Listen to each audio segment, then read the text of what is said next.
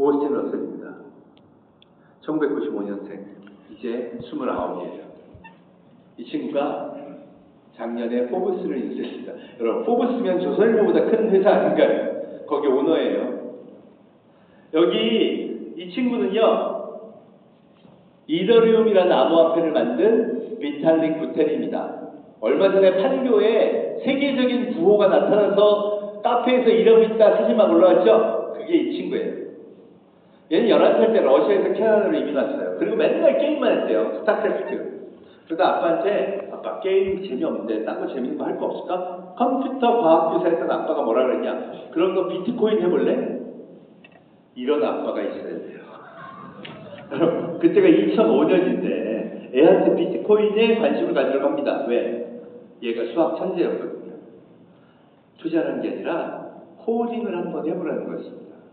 그리고 커뮤니티 가서 형아들한테 비트코인, 암호화폐, 블록체인을 다 배우고요. 그때부터 열심히 공부를 하기 시작합니다. MIT, 스탠포드 수학과 교수님 과목을 다 들었대요. 2001년부터 MIT, 스탠포드는 기초 과목의 모든 것들을 전 세계에 공개하고 있죠. 여러분, 이게 세계관이 다른 거예요. 그러면요, 15살 때 암호화폐 관련 처음 논문을 씁니다. 중3 때. 여러분, 우리 중3 때 논문 쓰면 검찰 수사 대상이죠. 우리가 세상을 너무 잘 보고 있는 거 할 수 있어요. 얘는 그걸 어떻게 입증할 필요도 없어. 왜? 커뮤니티에서 인정하는 최고의 천재예요. 그리고 6년 동안 거기서 활동하다가 캐나다 워털루 대학교 1학년에 입학하자마자 이더리움이라는 걸 내놓은 겁니다. 그리고 2학년 때 학교 그만두죠. 왜? 돈이 너무 많아. 학교에 더 이상 배울 게 없습니다. 그리고 지금은요, 재산이 5조가 넘고요. 28살 때 타임지 표지 모델 하면서 기사를 냅니다. 제목이 뭐였냐? 암호화폐 시장의 미래. 여러분, 그 세계은행 총재가 좀 얘기해야 될 거 아닐까요? 여러분도 궁금하시죠? 비트코인 사야 돼요? 말아야 돼요? 여러분, 그 유명한 샘 알트만이 월드 코인이라고 자기도 코인해야 된다 그러고 일론 머스크가 코인해야 된다고 다 그런 거 아세요? 그 중에서 가장 영향이 있는 애가 이 친구래요. 지금 현재 30살짜리. 여러분, 제가 이 위대한 사람들을 얘기하자고 이런 게 아니라 어릴 때부터 공부를 어떻게 했나 봤더니 다 디지털에서 한 거예요. 인터넷에서, SNS에서, 유튜브로. 이게 새로운 교육의 세계라는 겁니다. 여러분, 여기 있는 이 진도연구원, 제가 영재발굴단 가서 만난 친구인데 10살 때 대한민국 드론 조종 챔피언 됐어요. 와, 대박이다. 5학년 때 11살 때 가서 인터뷰를 했더니 너 요새 뭐하니? 그랬더니 거기 인공지능 달아서요, 안면인식, 물체인식 이런 거 하는 거 하고 있어요. 와, 엄청 부잣집 도련님인가 보다. 여러분, 익산의 용성초등학교를 다녔어요.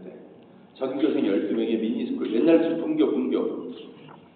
야, 거기서 어떻게 그런 첨단의 인공지능 그걸 해? 거기 선생님 중에 한 분에 드론에 미친 분이 계셨대요. 애들은 방과 후 학습은 전부 드론. 여러분들도 그런 역사를 가신 분 많겠지만 아무리 시골이라도 되게 열심히 재능 있고 하나 푹 빠지면 완전히 끝장을 보는 그런 애들 있죠. 거기다 재능까지 있어. 얘가 그런 애예요. 얼마 안 가고 선생님보다 훨씬 잘해. 그거는 드론 기술 아니에요. 여러분, 기술이 아니라 드론이라는 물체를 이해한 감각이 있어야 되는 거 아시죠? 엔지니어링은 그런 분야가 굉장히 많습니다. 이 친구요, 선생님이 더 이상 가르칠 게 없네. 어디로 데려갔을까요? 드론 조정 커뮤니티. 거기 가면 대한민국의 드론에 미친 사람들은 다 모여있죠. 그분이 다 선생님이에요. 궁금한 거 물어보고 실력 일취월장한데 결국 증명하잖아요. 10살 때 성인을 꺾고 대한민국 드론 챔피언. 그 다음에 갔더니 커뮤니티에 들어오는 거야. 형아들 이제 나 뭐 해야 돼요? 드론의 꽃은 인공지능이지. 혼자 날아다니는 드론에 대해서 공부해봐. 야, 어디 갈까요? 인공지능 코딩 커뮤니티. 거기 가서 또 열심히 배워서, 여러분, 저도 따라해봤어요. 그냥 있는 코딩 따라서 프로그램 짜면요, 오렌지인지 토마토인지 구별할 수 있는 그런 머신러닝은 얼마든지 구현할 수 있습니다. 그럼 안면인식 하는 거 할 거 아니에요. 그죠? 호기심이 있으면 그렇게 배울 거 아니에요. 얘가 그러더니 15살 때 대한민국 최연소 드론 축구 국가대표가 됐더라고요.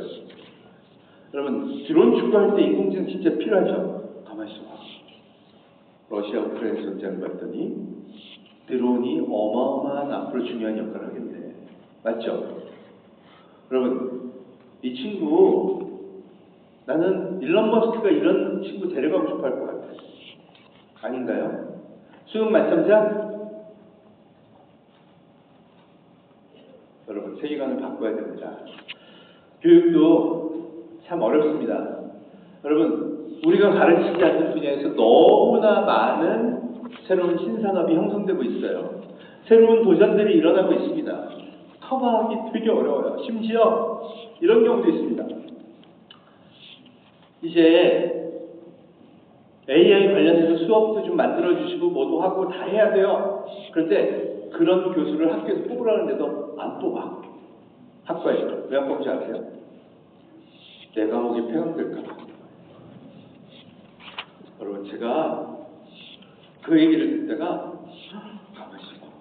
우리 대한민국 어른들이 전부 그러고 있는 거 아닐까? 다 알겠어. 다 필요한 거 알겠어. 근데 나한테 하고 해라. 여러분, 이거를 털어내자는 겁니다. 그리고 나도 씩씩하게 여기 동참해서 AI를 배우자는 거죠. 20년 동안 디지털 문명을 바꾼 기업들을 보세요. 여러분, 2005년에 기억나실 거예요. 유튜브가 처음 나왔을 때 이상한 영상 하나 올려놓고 다운로드 속도도 안 되고 그러는데 이게 세상의 TV를 다 바꾼대. 얼마나 웃었는지 아시죠? 19년 지난 지금 바꿨잖아요. 이런 것들이 한두 개가 아니라는 겁니다. 더군다나 이제는 코로나 이후에 지금의 30세 이하의 젊은 세대는 디지털이 너무나 명백한 표준이에요. 그걸 통해 혁신을 이끌어 갈 거라는 겁니다. 그래서 일단 우리가 이들이 살아가는, 디지털 네이티브가 살아가는 쪽으로 표준 문명을 좀 이동시키는 리더의 역할을 해야 된다는 겁니다. 기술사도 마찬가지예요. AI를 쓰는 테크의 문제가 아니라 디지털 시대를 어떻게 우리가 준비하고 아이들을 위해서 준비시킬까? 근데 봤더니 테크보다 더 중요한 게 뭐냐? 세상의 시장 생태계 변화를 이해하는 겁니다. 여러분, 메타 세상이라고 그러죠. 국경이 없어요.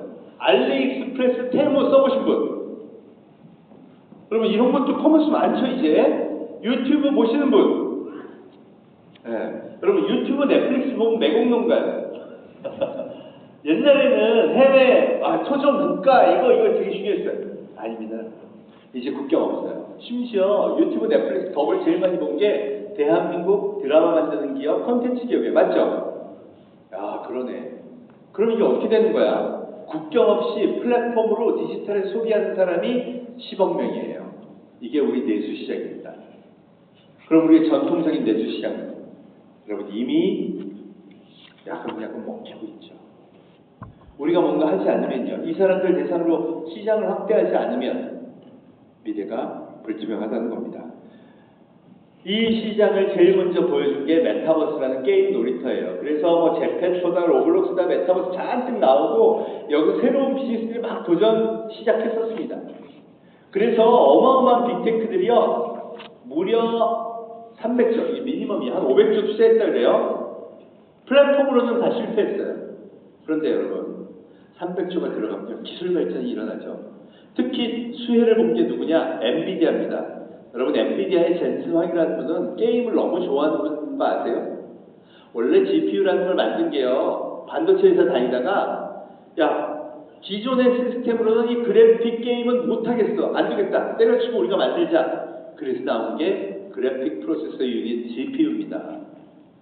저게 처음에는 게임, 그래서 회사들하고 붙어서 좀 했는데 그게 뭐 얼마 되겠어 이랬잖아요. 뭐로 컸느냐? 비트코인 채굴의 최고라 그래서 그때부터 폭등을 하기 시작합니다. 돈을 많이 벌었죠. 그 다음에는 뭐라 그랬죠? 그래서 메타버스는 우리 없으면 못해. 그리고 난리 났어요. 근데 메타버스가 별로 안 팔렸네. 생성형 AI로 뜬 겁니다. 이게 운이에요. 여러분, 이 뭐 아도비, 오토데스크, 유니티, 아마 이제 건축이나 기계나 이런 분야에서 이 소프트웨어들 하는 분들 잘 아실 텐데, 돈이 주가가 엄청 올라서 메타버스 기간 동안에 그 돈이 녹아서 엄청 기술 발전해졌어요. 그때 어떻게 돼요? 그 기술을 바탕으로 새로운 사업이 시작됩니다. 여러분 제가 한국 수료 원자력의 디지털 어드바이저 역할을 합니다. 그래서 봤더니 디지털 트윈을 만든 거예요. 야, 여러분 그냥 내용이 게임장이야. 그런데 디지털 트윈이라는 게 뭐냐? 실제 수출형 원전을 똑같이 만들어 놓고요. 여기 클릭하면 데이터가 다 나와. 순찰을 돈다? 그럼 거기에 오퍼레이션 데이터는 연동이 돼 있으니까 경고 나오는 것도 있고 뭐 체크하세요도 있고 메인터너스 데이터도 다 들어있다는 거예요. 물론 계속 업데이트를 해가는 과정이긴 합니다. 진짜 그랬어요. 제가 원래 2003년도에 저런 거 해야 된다 그랬는데 하도 안 하시길래 에이씨 나 원자력 안 해 이러고 뛰어나온 거거든요. 그런데 저 어려운 걸 왜 하시냐 그랬더니 뭐라 그러냐. 이번 체코 원전 입찰하는데 입찰 참여 조건에 디지털 트윈을 납품하라고 했어요. 저게 없으면 입찰에 참여를 못하는 거예요. 아 그래서 하시구나. 근데 제가 뒷목이 왜 선수 아세요? 가만히 있어봐. 그럼 이거 완전 엔지니어링 있었잖아요. 예? 야 한수원에 메타버스, AI, IoT, 디지털 트윈 이런 전공자를 뽑아야 돼. 그걸 적어도 경영진이 알아야 입찰에 참여할 수 있고 미래 전략을 짤 수 있네. 여러분 근데 AI에 메타버스에 예? 디지털 트윈 전공한 친구가 구글이나 또 네이버나 삼성전자같이 한수원 가겠어요? 그럼 어떻게 생각하세요? 저 기획과니까 잘 알죠. 우리 학생들 취향이 뭔지 아니까 잘 알죠. 연봉은 2~3배 주는데 경주에 가겠냐고. 여러분 근데 구해야 돼요. 제가 생긴 겁니다. 다 해야 되는 거야. 여러분 제가 기계과잖아요. 우리 학생 중에 한 명이 메디칼 스타트업을 차렸습니다. 얘 원래 원자력 배관에 그 유동 해석하던 친구예요. 안전성 평가하면서. 근데 얘가 미국에 포스닥을 보내놨더니 뇌혈류 해석을 하는 걸 탑픽으로 잡아서 연구를 하고 왔더라고요. 여러분 MRI 찍으면 뇌혈관이 다 나옵니다. 이걸 해석을 하면 유체 유동 해석을 하면 어느 부위가 터질지 예측이 가능해요. 그걸 맨날 논문 쓰던 친구예요. 내가 이걸 창업을 했는데 내가 그랬어요. 야 이거 추출하는 거 굉장히 어려울 텐데 교수님 소프트웨어가 좋아하는 게 너무 많이 나왔어요. 간단하게 저걸 나옵니다. 저건 메시를 짜야 되는데 괜찮냐 그랬더니 그걸 AI로 했습니다. 그럼 판단까지 AI로 할 수 있대요. 문제는 의료 데이터를 안 내죠. 어디 가서 지금 하고 있는지 아세요? 보스턴 병원에서 이거 너무 좋다고. 여러분 메디컬 쪽 하는 스타트업 생성형 AI로 하는 애들이 지금 테스트를 몇 개 해보고 너무 성과가 좋아. 우리나라에서 하고 싶어. 아무것도 못해요. 심지어 거의 모든 과제에서 여러분 GPU 하나 쓰는 게 되게 비싼 거 아시죠? 과제 연구비에 책정이 안 됩니다. 왜? 뭔지를 몰라요. 그게 뭔지 알아야 책정을 하지. 그래서 다들 싫지만 미국으로 가야 되나? 싫지만 싱가포르로 가야 되나? 이러고 있습니다. 여러분 이게 어마어마하게 많은 변화를 일으키는 요인이 됩니다. 제가 아까 10억을 대상으로 사업을 하는 거 다양성이 커지고 있다고 하는데 대표적으로 보여주는 영역이 뭐냐? 컨텐츠 산업이에요. 10억 명은 어떻게 끌어들이냐? 여러분 디지털은 플랫폼 중심 또 소비자가 이끄는 사회다, 시장이다 이런 얘기 많이 하죠. 방송산업은 대표적인 컨텐츠 산업은 대표적인 중앙의 권력기관이 공급하는 시스템이었습니다. 드라마를 만들든 뭐 연예인이 되건 어쨌든 방송사 PD나 국장님하고 친해야 되는 거죠. 그죠? 그 시대 끝났어요. 이제 뭐만 있으면 돼요? 구독과 좋아야만 있으면 됩니다. 맞죠? 개그맨이 방송국 그만두고 유튜버 했더니 돈 많이 벌더라 이런 개그맨 많아졌죠? 네, 맞습니다. 그건 몇 명 안 되는 거 아니야? 여러분 근간이 흔들리는 변화가 시작됐어요. 자, 이렇게 중앙 집중 권력이 지배하는 대표적인 시장이 뭐였냐? 만화였습니다. 유명 작가들과 출판사들이 꽉 잡고요. 너는 10년 동안 내 밑에 있지 않으면 데뷔 못해. 꼼짝도 못하는 게 만화 시장이었어요. 근데 10여 년 전에 웹툰이라는 게 생깁니다. 네이버가 만들었죠. 김중구 대표라고 만화 방이었던 분이요. 야, 신인들 데뷔하는 게 너무 힘들다. 이래서는 안 되겠다 싶어서 웹툰을 만들었어요. 그리고 룰을 어떻게 바꿨는지 아세요? 기성작가, 유명작가 다 필요 없으시고요. 조회수 1등이 1등입니다. 조회수 나오려면 뭐가 필요해요? 구독과 좋아요. 여러분, 그리고 무한 경쟁이 이 플랫폼에서 시작된 겁니다. 만화 하시는 분들이 뭐라 그랬는지 아세요? 전부 전화해서 너희 가만 놔두나 봐라. 금방 망하게 해줄게. 너희가 이 시장이 얼마나 무서운지 모르는구나.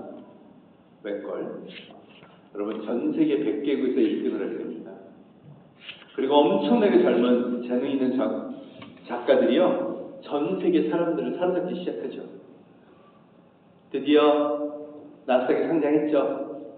네, 4조 기업 됐습니다.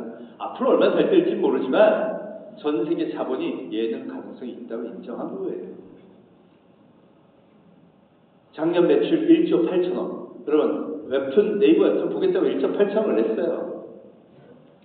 카카오 웹툰, 일본에서 작년에 거둔 수익만 9천억입니다. 여러분, 만화의 본고장이라는 일본의 70%의 웹툰 시장을 우리가 먹은 거 아세요? 그게 누굴까요? 작가의 힘입니다. 무한 경쟁의 힘이에요. 이게 디지털 세계의 새로운 룰입니다. 아버지가 누구고 너가 어느 집 자식이고 혈연지나 학연이고 뭐가 다 필요 없어. 오직 실력. 뭘 만든 실력? 10억 명의 소비자가 구독과 좋아요를 하게 하는 실력. 그거 웹툰에서 끝나는 거 웹툰도 얼마 됐다고? 2022년 네이버 웹툰에서 제일 많이 받아간 작가가 124억을 받았다는 겁니다. 그런데 거기서 끝나지 않죠. 이 세계관이 똑같으니까 여러분 아시는 대로 성공한 웹툰은 무조건 드라마를 만듭니다. 그럼 또 봤죠? 여러분, 이게 어디까지 번진 줄 아세요? 식품까지 번집니다. 여러분, 이 기사 보셨죠? 냉동김밥이 미국에서 난리가 났대더라. 출발이요, 더 글로리라는 드라마예요. 여러분, 더 글로리, 이상한 변호사 우영우, 이거 보신 분? 여러분, 여기 김밥 나오죠? 김밥이 복수의 상징입니다. 근데 더 글로리가 2023년 상반기 세계 3위 드라마예요. 수억 명이 송이가 먹는 김밥을 보고서 야, 저 시커먼 거 좀 먹으냐, 나도 먹어보고 싶다 생각을 했겠죠. 그럼 우리 생각에 옛날 방식이면 TV에 광고를 갖고 팔아야 되잖아. 아니요, 가만히 있어도 돼요. 왜? 세상에는요, 먹방 유튜버라는 직업이 어마어마하게 많습니다. 맞죠? 이분들도 구독과 좋아요로 먹고 살아요. 그죠?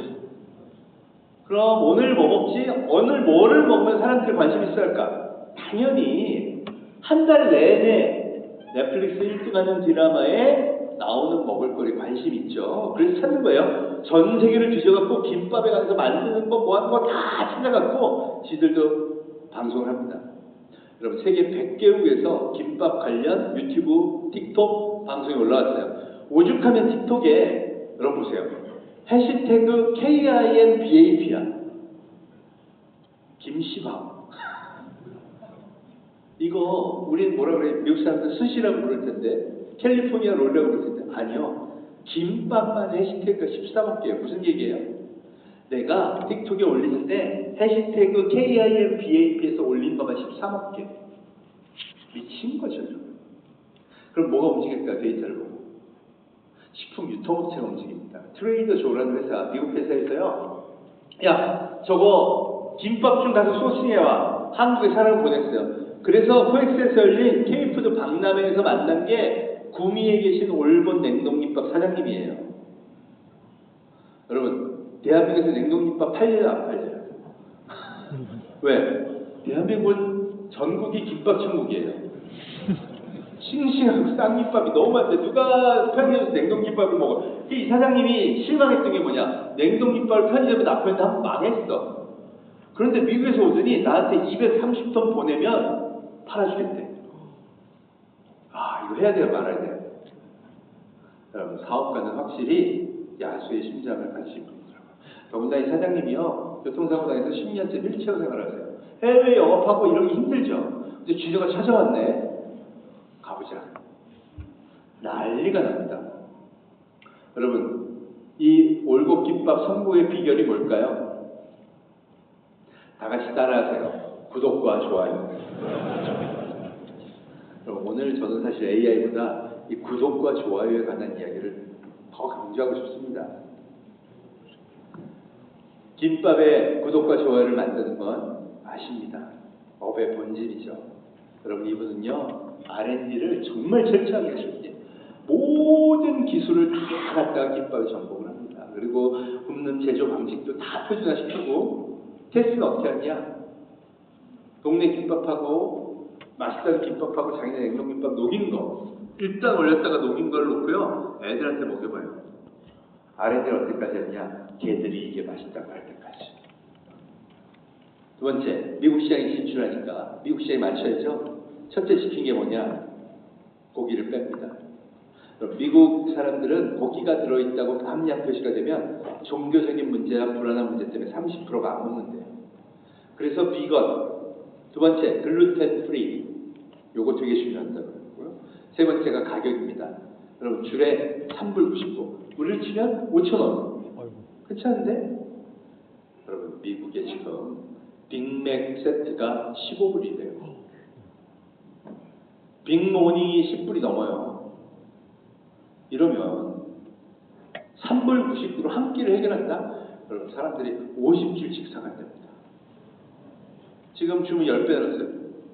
그뿐이 아닙니다. 이 회사 덕분에 그동안 냉동식품을 해도 냉동김밥은 안 하던 우리나라 냉동식품 회사들이 엄청나게 만들어서 지금 가장 폭주하고 있는 게 대한민국의 쌀 가공식품 냉동식품들이에요. 미국에서 난리가 났어요. 여러분, 생각해보세요. 김밥은요, 옛날부터 동네 장사예요. 맞죠? 수출? 택도 없는 얘기예요. 수출은 누가 하는 거예요? 돈 많은 대기업이 가서 유통라인 영업 들어야죠. 그러려면 지사 파견해야죠. 엄청난 자본. 갖다 놓으면 팔립니까? 안 팔려요. 광고해야죠. 자본이 지배한 사회, 대기업이 지배한 사회, 그게 자본주의 통제사회의 핵심이었던 겁니다. 그런데 다 바뀌었어요. 누가 해요? 시장의 지배자는요, 10억 소비자의 구독과 좋아요입니다. 여러분, 이게 앞으로 모든 걸 바꿉니다. 이미 어느 분야에서 일어나는지 아세요? 여러분, 요새 대한민국 중소기업이 화장품이 미국에서 난리가 났다 그러죠? 그런 기사는 아무 이유가 없이 나타나는 게 아닙니다, 여러분. 이 새로운 소비자의 생태계들이 만들어내는 거예요. 시작된 건 K-컨텐츠, K-팝, K-드라마, 문화가 있으면 어마어마한 소비력을 여기서는 발생시킬 수 있다는 겁니다. 이건요, 앞으로 우리가 굉장히 중시하고 봐야 돼요. 여러분, 이번에 하이브에서 민희진 씨 왜 싸움 난 줄 아세요? 아이돌을 만드는 사람이 힘이 센 겁니까? 아니면 회사 경영을 잘하는 사람이 힘이 센 겁니까? 옛날에 아이돌 만드는 건 능력으로도 안 추렸어요. 그런데 팬덤을 만드는 게 힘입니다. 진짜 바뀌고 있어요. 이거 돈도 어마어마하게 벌고 있고요. 게임도요. 국경 없죠? 요새 게임 국경 없습니다. 옛날부터 없었죠. 글로벌 경쟁 맞네. 10억 사로잡게. 그럼 제조업은 어떨까요? 여러분, 나이키, 아디다스. 요새 TV 광고 잘 안 합니다. 왜? TV 광고 하면요, 애들이 뭐라 그러냐? 아재 브랜드라고 해요.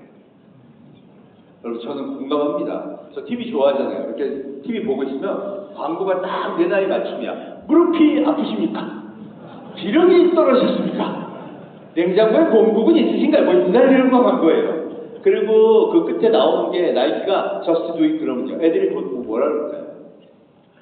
아재 브랜드였네. 그럼 어떻게 해야 돼요?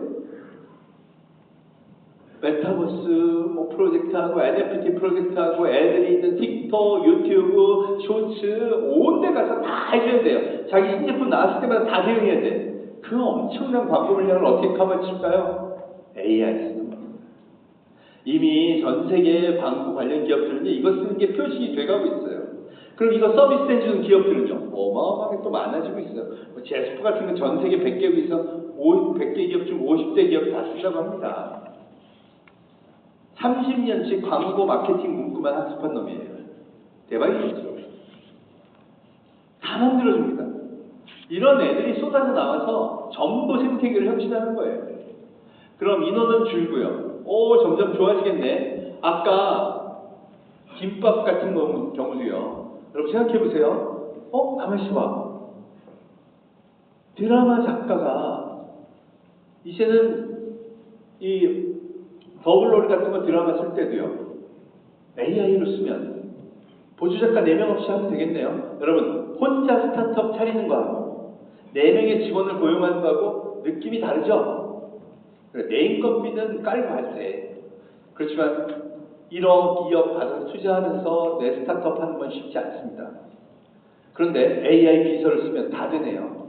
웹툰도 AI 비서로 그리면 되네. 데이터 분석도 AI가 해주면 되네. 야, 그러면 이런 어벤져급 애들이 만들어서 그런 새로운 시장에 도전하면 어떻게 될까요? 이 분야별로 다 그렇게 되는 거예요.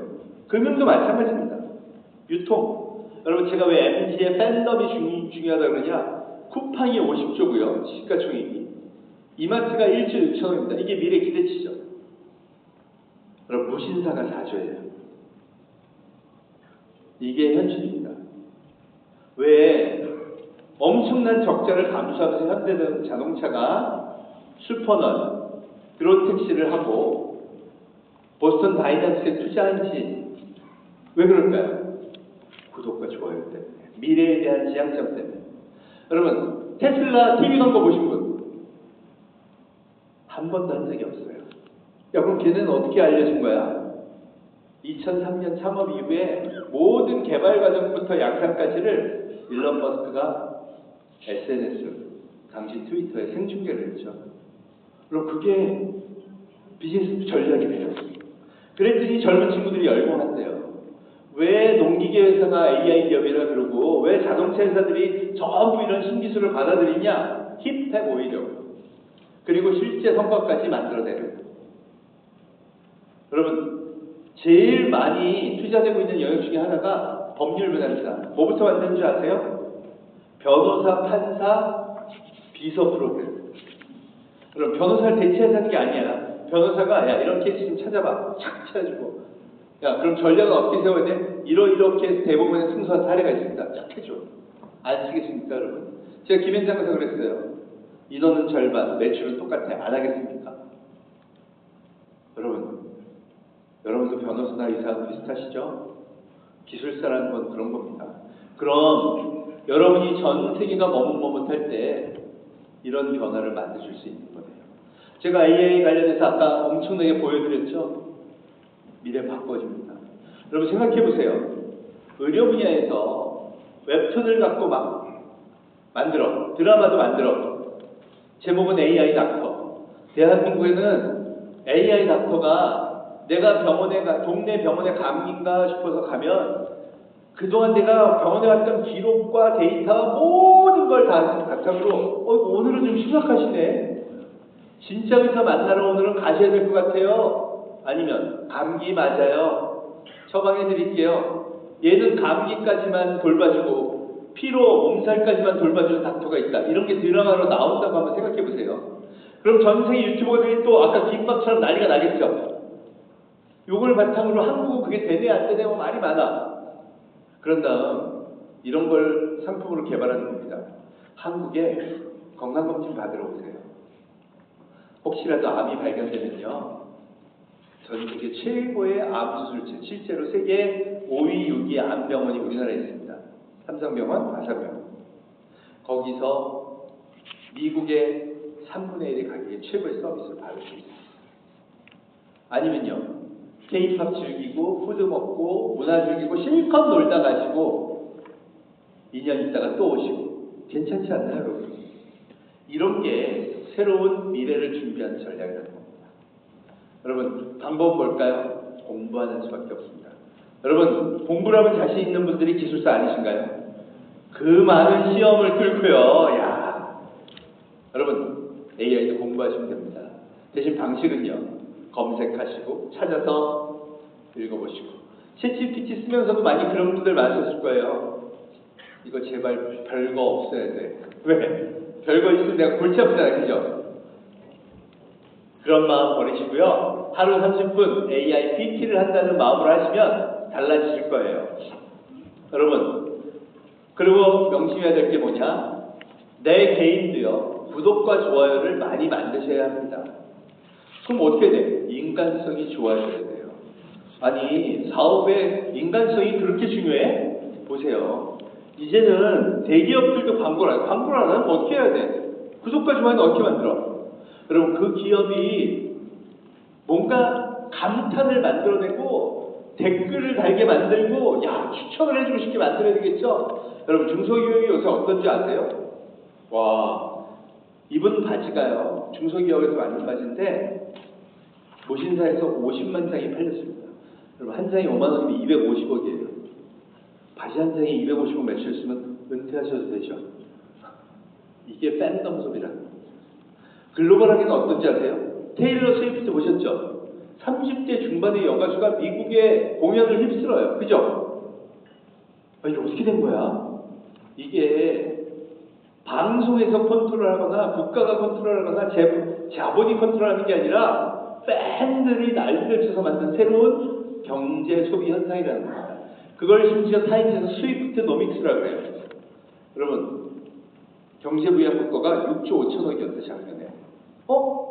근데 제가 2019년에 쓴 책이에요. BTS의 경제 효과를 적어놓은 게 있어요. 가서 봤더니 5조 5천억이었습니다. 5조 5천억을 벌었다니까 우리는 어떻게 했어요?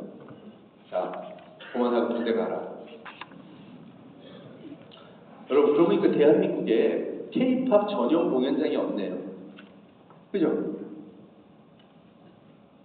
K-드라마 체험관도 없네요. 야, 옛날에 오징어 게임 그 떴을 때 파리에, 런던에, 미국에 다 생겼는데, 그죠?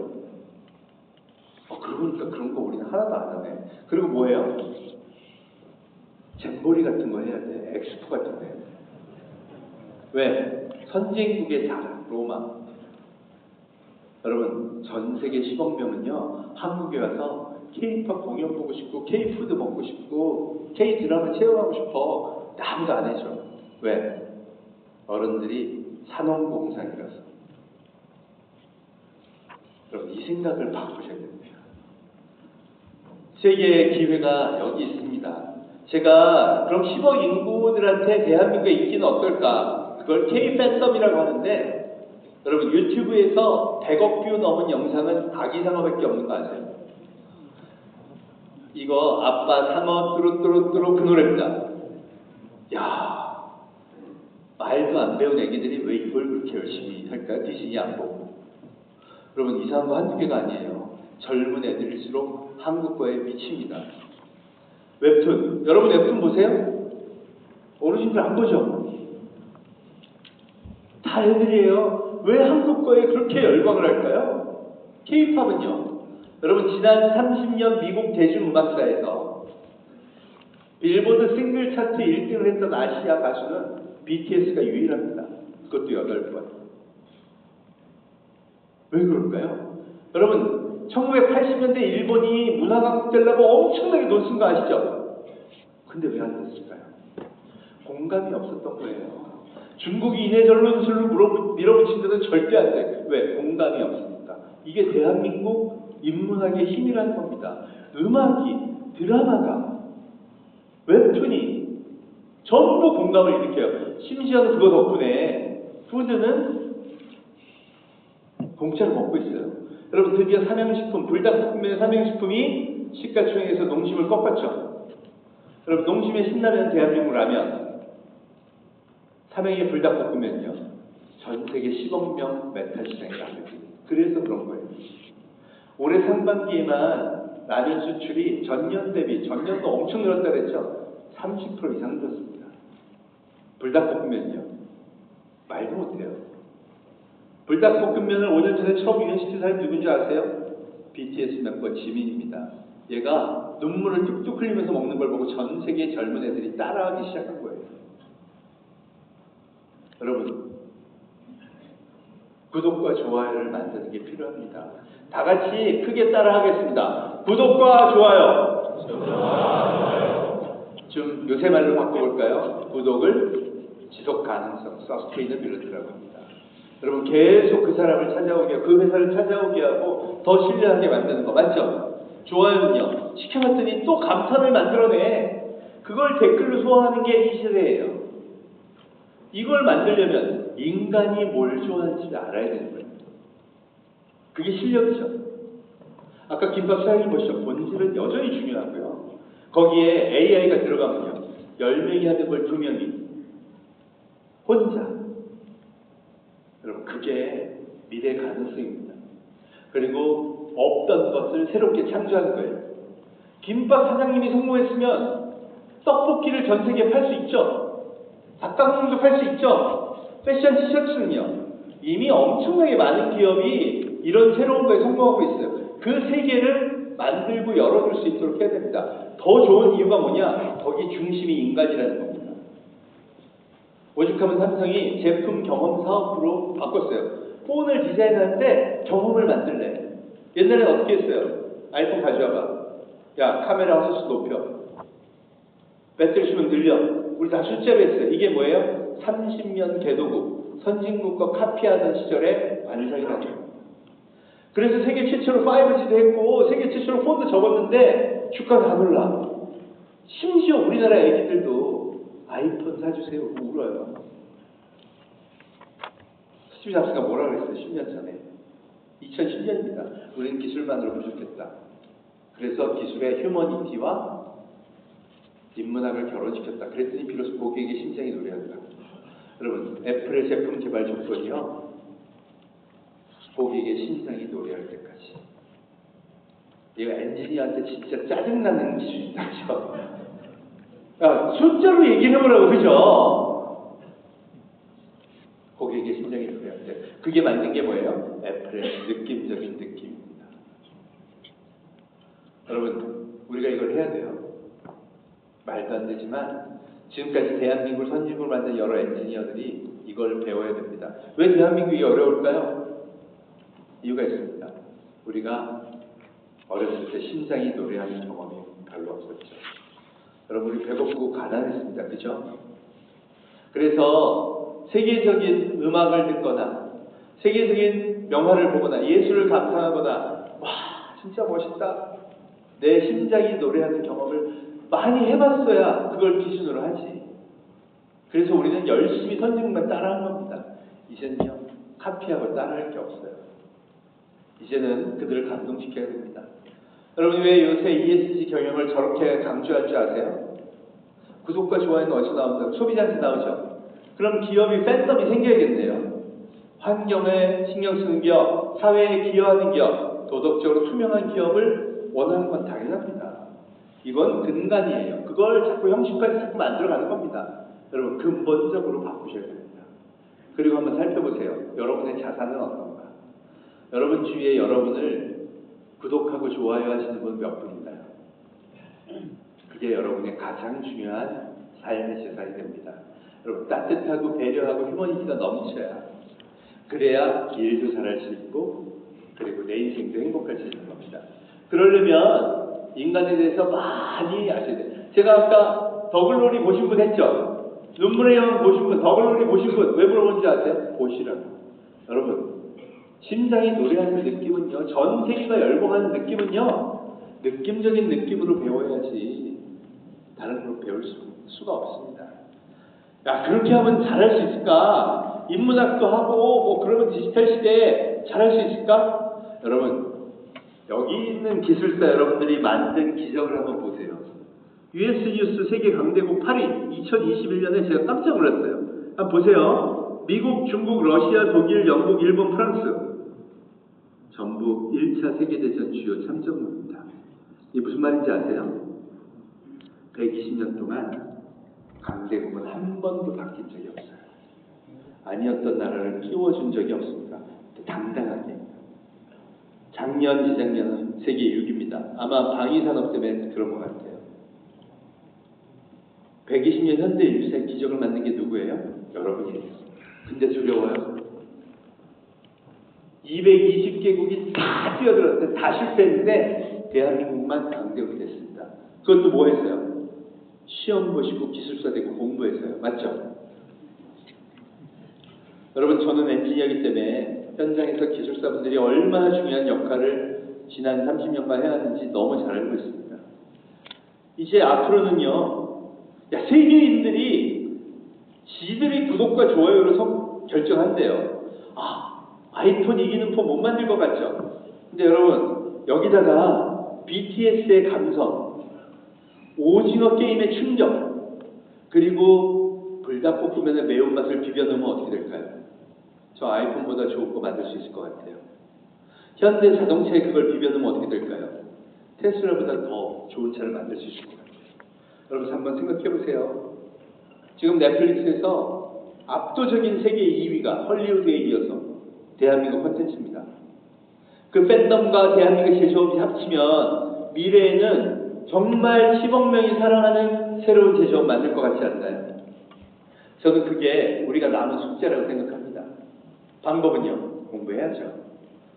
여러분, 제가 지난 30년 만에 역사를 봤습니다. 우리 80년대, 90년대, 2000년대 IMF 겪고서 너무 우울했다 그랬죠. 근데 그때 뭐라 그랬냐? 우리는 세계 반도체 1등에 도전한다. 다 뭐라 그랬어요? 미쳤다고 했습니다. 우리는 세계 자동차 3대 회사에, 3대 국가에 들어간다. 미쳤다 그랬어요. 야, 파는 하나 잘 만들고 그런 얘기예요. 맞죠? 중공업 어떤다 그랬어요? 원자력 어떤다 그랬어요?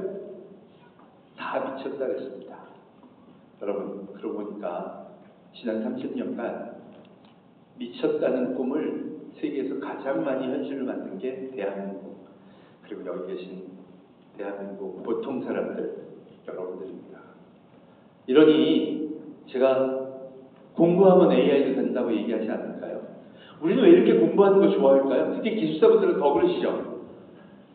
여러분, 성균관대학교가 1398년 세조 이성계가 세웠습니다. 왜 갑자기 성대 자랑을 하냐? 그게 아니라 조선시대 때 만들어진 거 안 없으니까 이거 따라 하나예요. 저 그게 너무 궁금했어요. 왜 그럴까? 다 없앴는데. 그러면 제가 무릎 닥쳤습니다. 그게 공부라서, 교육이라서. 여러분, 대한민국은요, 어떤 사람들인 줄 아세요? 나라가 망해도 교육은 포기 안 해요. 그게 대한민국 교육열의 본질입니다. 공부하면 저는 될 거라고 생각합니다. 한 100년 뒤에는요, 세계 탑 국가가 될 수 있는 가능성을 저는 과거의 데이터에서 봅니다.